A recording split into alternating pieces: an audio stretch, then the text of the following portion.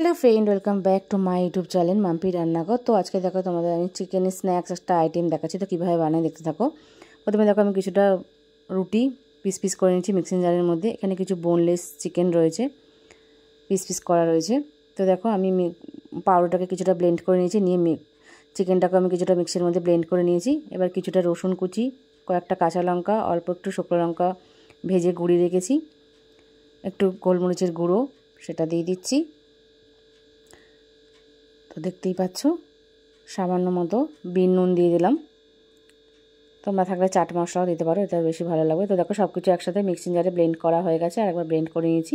আর ওখান থেকে আমি একটা করে লেচি নিয়ে এরকম র্যাপিং পেপারে এরকম কিছুটা ট্যাপ করে নিচ্ছি।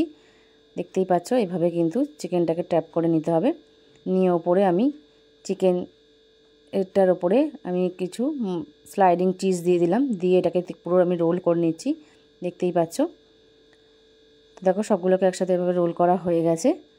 তো এবার আমি ডিমের গোলায় চুবিয়ে বিস্কুটের গুঁড়োর মধ্যে দেবো। আমি এটা ডবল কোট করে করেছি, তো আমি এক কোট করে দেখালাম, এটা কিন্তু 2 কোট করে করেছি। 2 কোট করলে কিন্তু ওপরে কোটিংটা খুব ভালো হয়, তো তোমরা ওইভাবে 2 কোট করে নেবে। তো দেখো এভাবে আমি বাকিগুলোকে সব করে নিয়েছি। করে নিয়ে এবার আমি তেলে ভেজে নেব। তো দেখো তেলটা কিন্তু একদম ধিমি আঁচে করতে হবে, কারণ যেহেতু এটা চিকেন, আর চিকেন আগে থেকে কিন্তু কোনো সেদ্ধ করা নেই, কোনো ম্যারিনেট করা নেই, তাই একটু কিন্তু ধিমি আঁচে এটা করতে হবে। এটা চিজ চিকেন রোল। তো দেখতেই পাচ্ছ, তো চিজ চিকেন রোলে কিন্তু কোনো ময়দা বা কোনো কিছু ছাড়াই কিন্তু রোল তৈরি হয়ে গেল।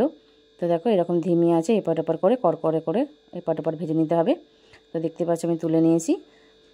তো আমার রেসিপি কেমন লাগলো, ভালো একটা লাইক, কমেন্ট, শেয়ার, সাবস্ক্রাইব করবে। নতুন বন্ধু হলে পাশে থাকবে। এরকম নিত্য নতুন ভিডিও দেখতে হলে চ্যানেলটাকে অবশ্যই সাবস্ক্রাইব করে দেবে। ভিডিও দেখে ভালো লাগলে একটা কমেন্টে অবশ্যই জানাবে। এখনও যদি যারা সাবস্ক্রাইব করনি প্লিজ সাবস্ক্রাইব করার অনুরোধ রইল।